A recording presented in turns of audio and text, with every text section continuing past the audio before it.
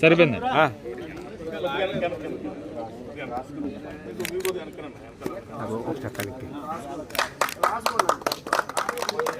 City నియోజకవర్గం మల్లికార్జున నగర్ అంటే ఒక పక్క 43, మరో పక్క 44వ వార్డు సంబంధించి కార్పొరేషన్ ఓపెన్ సైట్ ఉంది, నిరుపయోగంగా ఉంది.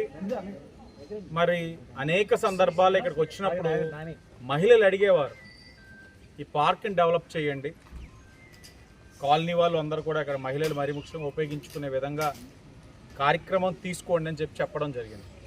ఇప్పటికే రాజమహేంద్రవరం ప్రజలు చూస్తూ ఉన్నారు. కూటమి ప్రభుత్వం అధికారంలోకి వచ్చిన తర్వాత అనేకమైన పార్కులు డెవలప్ చేసుకుంటూ వెళ్తూ ఉన్నాం.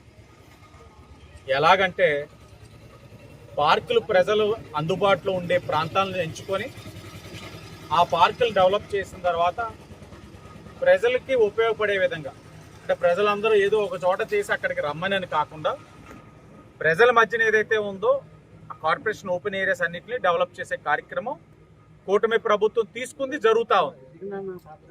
సరే, అనేక సందర్భాల్లో మేము చెప్పడం జరుగుతూ ఉంది, నగరంలో ఉన్న సంపన్నులు దాతృత్వాన్ని చాటుకోండి, ముందుకు రండి, సేవా కార్యక్రమాలు చేయండి అని అనేక సందర్భాలు నేను అభ్యర్థిస్తూ ఉన్నాను.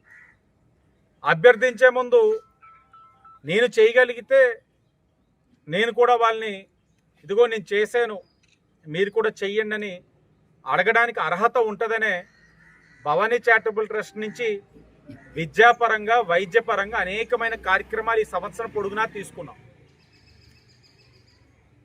దాతృత్వానికి పెట్టింది పేరు రాజమహేంద్రవరం. విద్యా, వైద్యం, అలాగే అన్నదానం